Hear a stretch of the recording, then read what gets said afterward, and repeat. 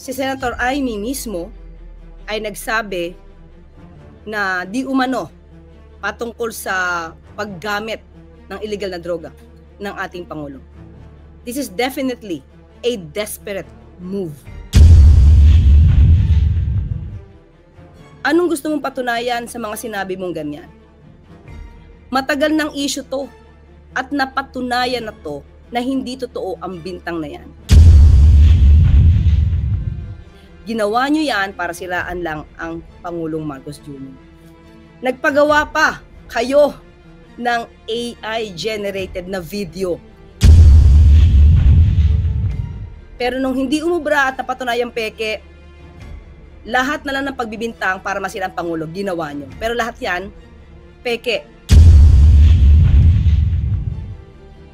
Kung totoong makapilipino ka at totoong makabayan ka, Senator Amy, tumulong ka sa pag-iimbestiga. Dapat na ma-pinpoint, dapat maituro kung sino talaga ang sangkot sa korupsyon. Huwag mong sirain ang kapatid mo.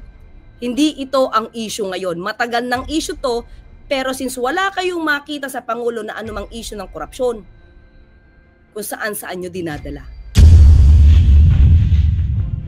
ang issue. Nakakahiya, Senator Amy. Nakakahiya.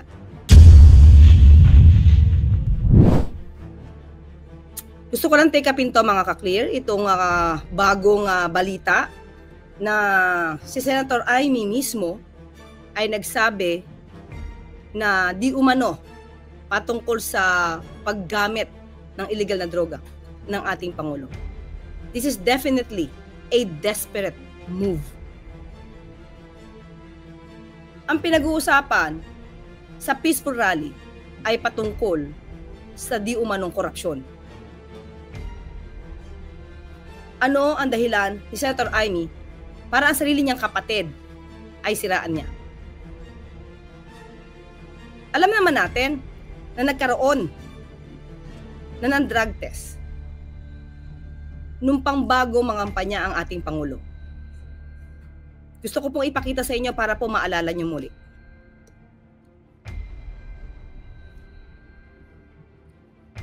Ito po, November 25, 2021, na may mga pagbintangang gumagamit di umano ng droga.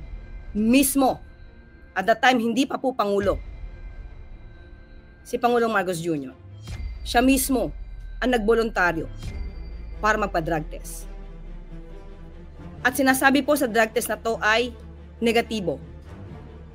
St. Luke's Medical Center on Thursday dispelled doubts on the authenticity of its drug test results after it received a backlash when the presidential aspirant and son of former dictator Ferdinand Marcos Jr. took a cocaine test in the hospital branch in Taguig City.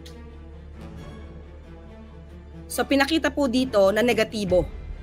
At mismo, pakita ko po muli sa inyo, ito.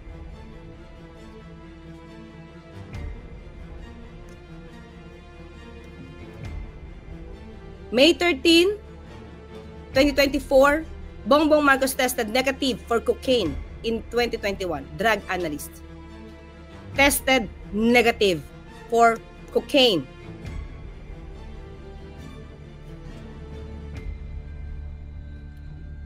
President Ferdinand Marcos Jr. did test negative for cocaine in 2021. A drug analyst from St. Luke's Medical Center confirmed Monday. Kailan po ito ilabas? May 13, 2024. So ano ang dahilan ng desperadong galawan ni Senator Amy Marcos laban sa sarili niyang kapatid at pati kay First Lady, kundi makapanira lamang? Walang basihan. Dahil kung itong test na to na siyang kinumpirma ng St. Luke's na negative ang Pangulo pagdating sa drug test, bakit hindi siya tumutol noon? Alam natin kung anong motibo niya. Dahil ba maaari ng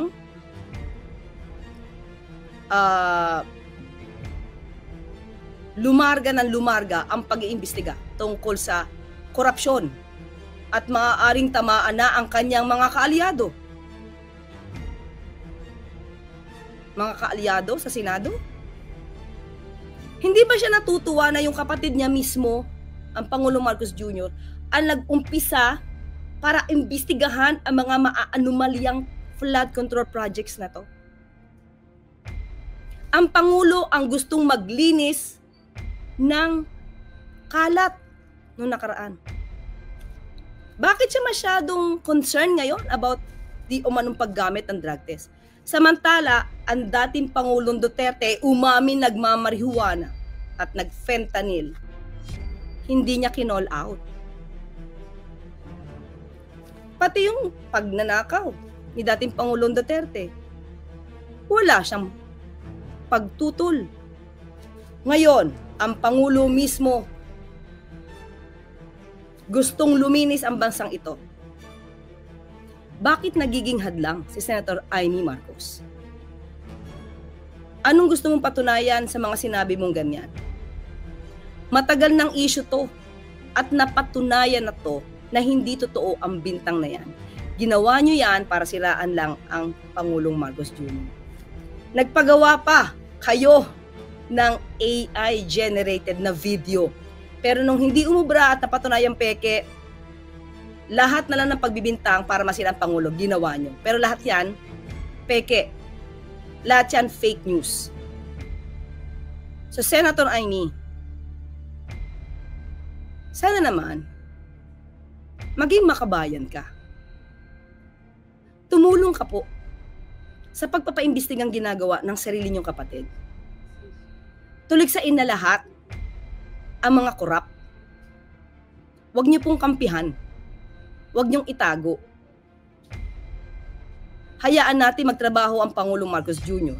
para masawata lahat itong korupsyon na ito.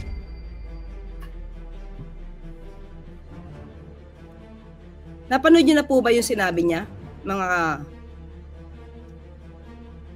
Ito po, papakita ko po sa inyo.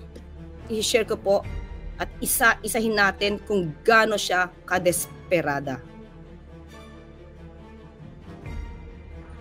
Batid ko na nagdadrag siya. Diba? Batid mo? Samantalang nandiyan ang test ng St. Luke, sinabing hindi. So muli mga ka-clear, alam nyo yan. So alam natin to. Nakita natin. Medical certificate. Hospital na nagpatunay na lahat ng binibintang na yan ay walang katotohanan. Muli, alam na natin kung saan gumagawi ang isang Senator Amy Marcos. Umpisa pa lang mga ka-clear. Umpisa pa lang noong January 2024.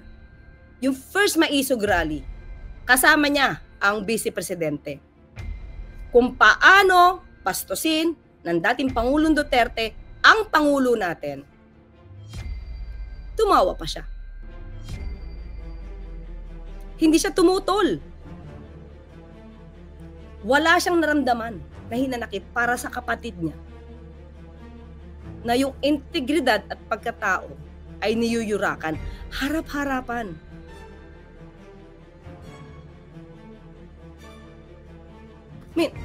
Ito na lang mga ka-clear.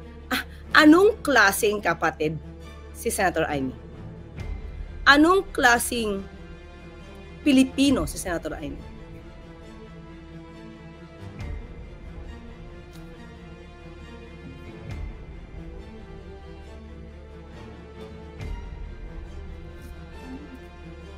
Kung totoong makapilipino ka at totoong makabayan ka, Senator Amy, tumulong ka sa pag-iimbestiga. Dapat na ma-pinpoint, dapat maituro kung sino talaga ang sangkot sa korupsyon. Huwag mong sirain ang kapatid mo. Hindi ito ang issue ngayon. Matagal ng issue to, pero since wala kayong makita sa Pangulo na anumang issue ng korupsyon, kung saan-saan nyo dinadala ang issue. Nakakahiya, Senator Amy. Nakakahiya.